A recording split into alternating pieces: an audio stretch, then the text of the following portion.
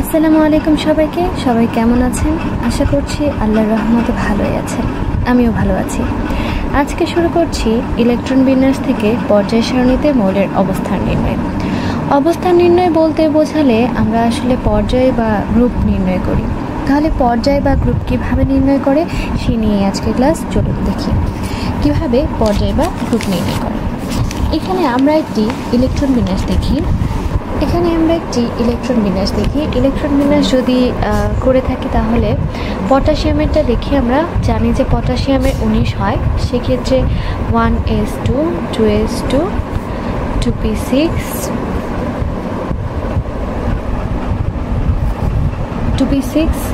3s2 3p6 4s1। এই ক্ষেত্রে পর্যায় যদি আমরা নির্ণয় করতে চাই তাহলে পর্যায়ের সূত্রটা হচ্ছে পটাশিয়ামের ইলেকট্রন বিন্যাস থেকে আমরা দেখতে পাচ্ছি যে সবচেয়ে বাইরের শক্তিস্তর হচ্ছে 4s1। এখানে 4 নাম্বার যেহেতু সর্বশেষ শক্তিস্তরে 4 নাম্বার শক্তিস্তরে অবস্থিত, তাই পর্যায়টা হবে একদম লাস্ট শক্তিস্তর, সর্বশেষ শক্তিস্তরের নাম্বার 4। তাহলে গ্রুপটা কি হবে? গ্রুপ যদি আমরা বলি তাহলে গ্রুপটা হবে হচ্ছে কোনো মৌলের ইলেকট্রন বিন্যাসের বাইরের দিকে প্রধান শক্তিস্তরে যদি এস থাকে তবে ওই এস এর মূল ইলেকট্রন সংখ্যাই হচ্ছে ওই মৌলের গ্রুপ সংখ্যা। তাহলে এখানে সর্বশেষ শক্তিস্তর হচ্ছে 4, তাই পর্যায় হবে 4 এবং সর্বশেষ শক্তিস্তরে এস অরবিটাল আছে, তাই এর উপরে যেই সংখ্যাটা আছে সেটাই হবে আমার গ্রুপ নম্বর। তাহলে এখানে পটাশিয়ামের পর্যায় কত হচ্ছে? পটাশিয়ামের পর্যায় হচ্ছে 4 এবং গ্রুপ হচ্ছে 1। এখন আমরা অপর দিকে দেখব বোরন। বোরনের ইলেকট্রন বিন্যাস হচ্ছে 5, পারমাণবিক সংখ্যা হচ্ছে 5 এবং ইলেকট্রন বিন্যাসের এটা আমরা করলাম।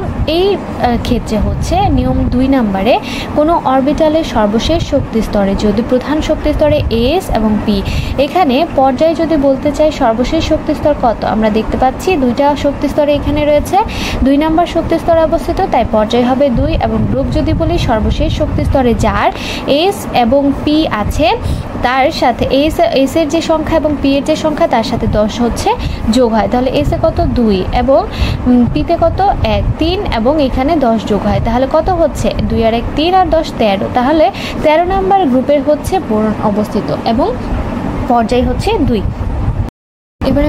এবার আমরা একটা বড় ইলেকট্রন বিন্যাস দেখব, ফেরাস আয়রন যেটাকে বলে, যার পারমাণবিক সংখ্যা হচ্ছে 26। তাহলে আমরা 26 ইলেকট্রন বিন্যাস করি। 1s2 2s2 2p6 3s2 3s2 3p6 3d6 এবং 4s1। আমরা গুণে দেখলে এখানে দেখতে পাবো 26টি রয়েছে। এই ক্ষেত্রে সর্বশেষ শক্তিস্তরে যদি এস থাকে এবং তার আগে যদি ডি অরবিটাল থাকে তাহলে এই ক্ষেত্রে হয় ডি এবং এস এর যে যোগফল সেটাই হচ্ছে নিয়ম 3।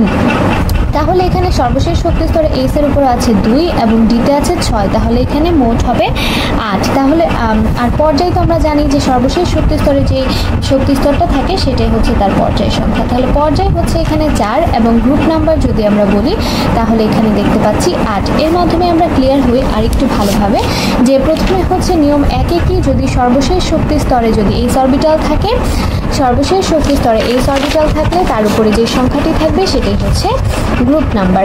তারপরে হচ্ছে 2 নম্বরে এস যদি সর্বশেষ শক্তিস্তরে পি এবং এস থাকে তাদের যোগফল তার সাথে 10 যোগ করতে হয়, এটাই হচ্ছে নিয়ম 2 এবং নিয়ম 3 হচ্ছে সর্বশেষ শক্তিস্তরে যদি এস অরবিটাল থাকে তার আগে যদি ডি অরবিটাল থাকে তাদের যোগফলই হচ্ছে নিয়ম 3 এবং পর্যায়ের ক্ষেত্রে সবগুলোই এক, সর্বশেষ শক্তিস্তরে যেই শক্তিস্তরটা হবে সেটাই হচ্ছে তাদের পর্যায় সংখ্যা। এর মাধ্যমে শেষ করছি আজকের ক্লাস।